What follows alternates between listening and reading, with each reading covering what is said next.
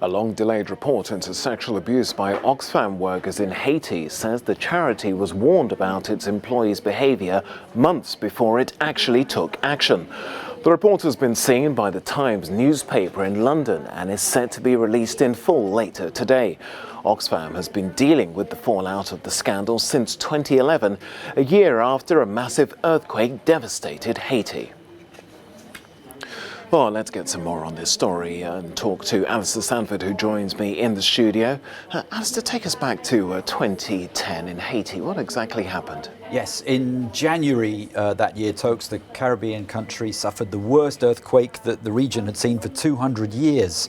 More than 200,000 people were killed, 300,000 were injured, 1.5 million were left homeless. There was a real humanitarian crisis. It made headlines the world over.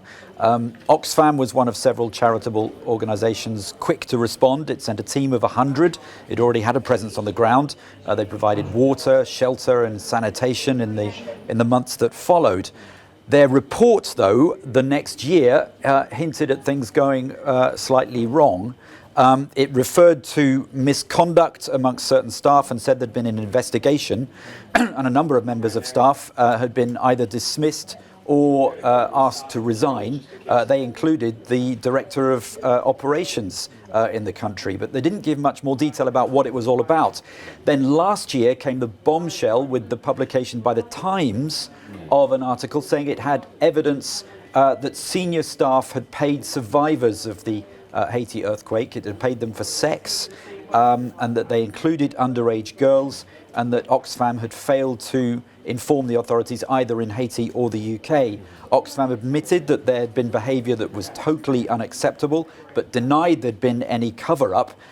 Even so, the Charity Commission, that's the UK government body that regulates charities, it set up a statutory inquiry. Now that is the strongest possible action it can take. It said Oxfam hadn't told it about the full extent of these allegations, and its full report is now due out today. And according to the Times, again, Oxfam dismissed earlier warnings that aid workers had been exploiting victims.